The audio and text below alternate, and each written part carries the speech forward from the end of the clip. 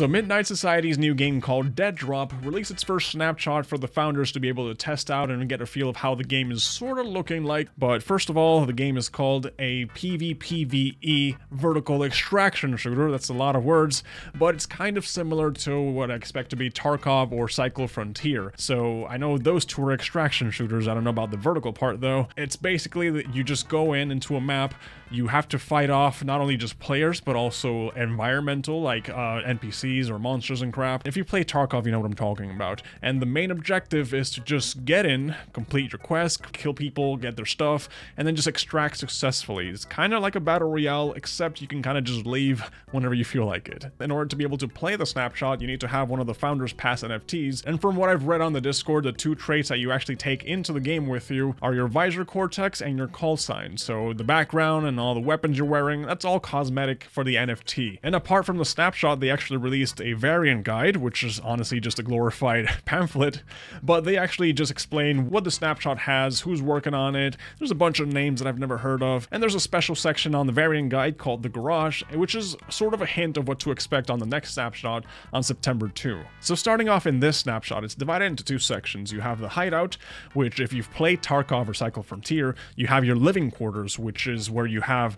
like your resource generators and you get to upgrade them and upgrade inventory space, basically just where you hang out. You have the weapon bench, you have the armory, and the garage. So it kind of just showcases all the pieces that are going to be used in the game. And then after that, you have the firing range, which is split up into three sections, surprisingly. But first you start off with the indoor firing range, which is really just to test out the basic mechanics of the game against static targets, you know, just wooden targets. Every game has a firing range. I really don't have to explain this too much. And then after you finish that firing range, you have access to the exterior firing range. And this is where you have the money shot of the snapshot, because you go up the stairs, you get this rainy exterior with helicopters flying over, and you have a glimpse of the city.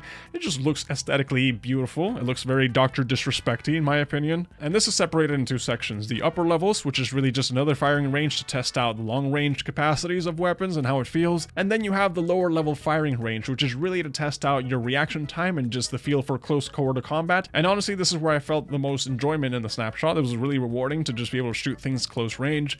And overall, that's the end of the snapshot. So a couple of things I will mention about the snapshot is that it really is just a snapshot. There's not much to it. And that of course it's not yet fully optimized, because my 3070 Ti could barely crack 60 frames per second on this thing.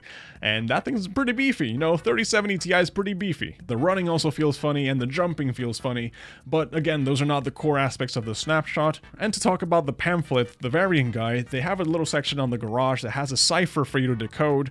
And I guess if you care about spoilers, probably just don't watch this. But if you want to see what the cipher says, well, after translating it, it says interior range keypad override, access denied, passcode required, garage band restricted, vehicle modification systems disabled, parts accessories removed from database, September 2nd change list reserved, claw combat protocol reinitiation training required, variants prepare yourself.